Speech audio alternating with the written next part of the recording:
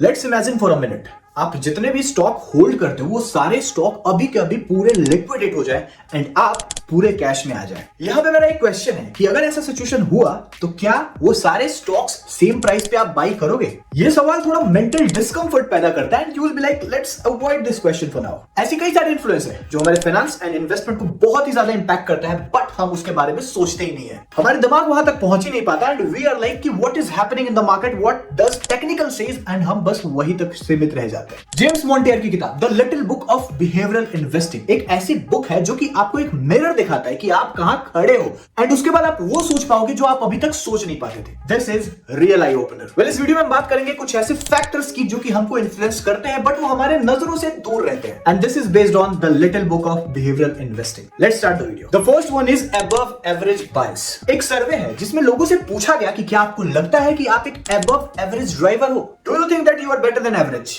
Well, 74% लोगों का यह कहना था कि yes we are above average. 74% above average. Is this making any sense? And एक और बात गौर करने वाली है यहाँ पे कि यहाँ पे सब लोगों को पता है कि जनरली लोग ऐसा सोचते हैं कि हाँ हम दूसरों से अच्छे हैं, बट स्टिल वो ये मानते थे कि ऐसा दूसरा सोचते हैं, वो नहीं सोच रहे वो सच में दूसरे से अच्छे हैं। They are real above average. This same happens in bull market. जब बुल मार्केट चल रहा होता है तो सारे स्टॉक हाई पे हाई लगा रहे होते हैं एंड हमें लगता है कि we are above average investor, means maximum people are above average. But सच्चाई तब सामने आती है जब बेयर मार्केट आता है एंड वहां पे इन्वेस्टर अलग अलग तरीके से रिएक्ट करने लग जाते हैं। क्योंकि .com बबल में भी काफी लोगों ने सोचा होगा कि they are better than Warren Buffett, but क्या वो हैं? वेल, ऐसा बिल्कुल भी हो सकता है कि आप एक अबव एवरेज इन्वेस्टर हो एंड आपकी एनालिसिस एंड थॉट्स दूसरे से डिफरेंट हो, बट क्या आप इस एक्सपेरिमेंट को गलत कर सकते हो जहां पे लोगों ने वोट दिया कि they all are above average? Then why don't you want to invest a portion of your investment in no brainer, that is low cost index ETF? ज्यादा नहीं, बस एक थोड़ा थोड़ा हिस्सा आप अपने इंडेक्स ETF में भी डालो। The next one is reverse analysis. It simply means going other way around. Stock market का जनरल प्रोसीजर होता है कि आपने एक स्टॉक देखा, उसको चुना, उसका वैल्यूएशन देखा, उसमें देखा कि अभी का क्या सिचुएशन चल रहा है, डिमांड एंड सप्लाई का एनालिसिस किया, उसके बाद मैक्रो इकोनॉमिक्स फैक्टर देखा and after that you take the decision कि हाँ इसमें इन्वेस्ट करना है या फिर इसको स्किप करना है। अगर सब कुछ सही रहा तो you are pretty optimistic about the stock कि ये स्टॉक तो फ्यूचर में फटेगा ही फटेगा and you invested in that. Humans में ऑप्टिमिज्म इज डिफॉल्ट, इसलिए हम ऐसा रिएक्ट करते हैं that we are going to live forever, but That is reality. We start a business कि ये तो वर्क करेगा ही, बट कभी कभार फेल हो जाता है। ट्रेडिंग में भी ऐसा दिखता है कि 90% people are in loss, still people start trading that we will be in 10%. That is why whenever we are doing stock analysis, we always take the best case scenario and हमें लगता है कि we are just analyzing with the average things. That's why let's try reverse analysis.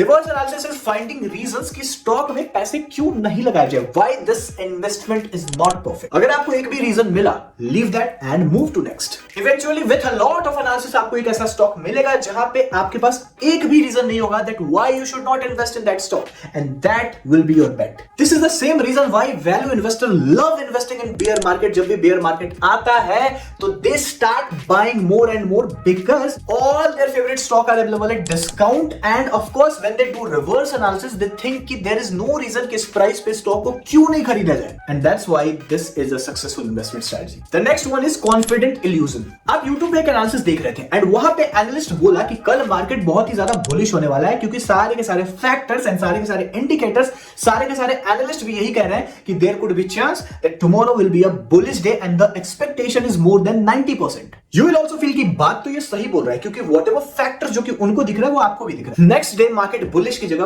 Bearish हो गया. Bearish होने के बाद वही एनालिस्ट फिर से क्लेम करेगा कि what is the reason behind market going down. He will analyse with all the technical factors की सपोर्ट टूट गया या फिर जो FII है अपने पैसे को खींच लिया, मल्टीपल रीजंस आर देयर जिसकी वजह से बेयरिश मार्केट आया. एंड उसके बाद यू विल बी लाइक हाँ यार ये बंदा तो सही बोल रहा है, अगर सपोर्ट नहीं टूटा होता तो मार्केट तो जरूर बुलिश होता. This is known as confidence illusion या फिर illusion of control. You think that everything is in your control and कुछ भी अगर उससे डेविएट होता है यू ब्लेम इट ऑन बाहर के factors and after blaming again you will feel like you are in control. कोई भी आके अगर कॉन्फिडेंटली कुछ बोलता है बहुत ही ज्यादा कॉन्फिडेंस के साथ एक रीजनिंग दे के तो you tend to believe them कि yes they are telling the truth. इसलिए दुनिया के बहुत सारे फंड मैनेजर हैं जो कि सूट बूट टाई में रहते हैं. They know they have all kind of knowledge about investing, बड़ी बड़ी मोटी मोटी किताबें पढ़ रखी हैं. They when they talk like कि उनको तो सब कुछ आता है. They are going to be the next big investor, but in reality ऐसा होता होता नहीं है। कॉन्फिडेंस इल्यूजन की वजह से हमें लगता है कि that person is better, but वो भी एक एवरेज ही हो सकता है। इसलिए whenever you are doing analysis, do it by yourself. खुद की एनालिसिस करो and do some factual analysis.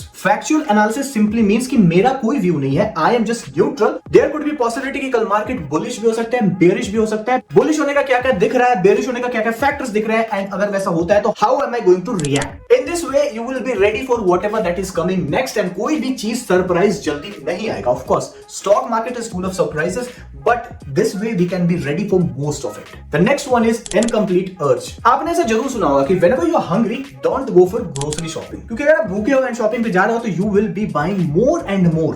Same happens with stock market. अगर आपने डीमैट में कैश डाल के छोड़ दिया एंड अभी तक आपके पास कोई अपॉर्चुनिटी नहीं है, then every day you will be feel like कि ये पैसा तो स्टॉक मार्केट का है, I am missing on the gain part, इसको कहीं ना कहीं तो होना ही चाहिए। And your brain will be like पैसे को कहीं भी डाल दो, ये स्टॉक मार्केट का पैसा है, ये ऐसा पड़े पड़े अच्छा नहीं लग रहा है। And in the heat of the moment you will do wrong investment which was not supposed to be there. This is very basic and यहाँ पे किसी का दिमाग भी नहीं जाता, but it happens a lot कि हम इन्हीं सब चक्करों में कई बार शिकार हो जाते हैं। In this video हमने बात करी कुछ पॉइंट्स जो कि लिखी गई है the little book of behavioural investing. अगर आप अपने इन्वेस्टमेंट को सीरियस लेते हो या फिर आप एक इन्वेस्टर नहीं भी हो and you want to learn something new about investing psychology, about financial psychology, this book will be a perfect read for you. And trust me, इसमें बहुत छोटी छोटी चीजें हैं, बट वही छोटी चीजें इतनी बड़ी इंपैक्ट लाएंगी दैट यू विल सी। जाने से पहले if you are new to the channel, please do subscribe to the channel and hit the bell icon. चलते हैं, फिर मिलेंगे।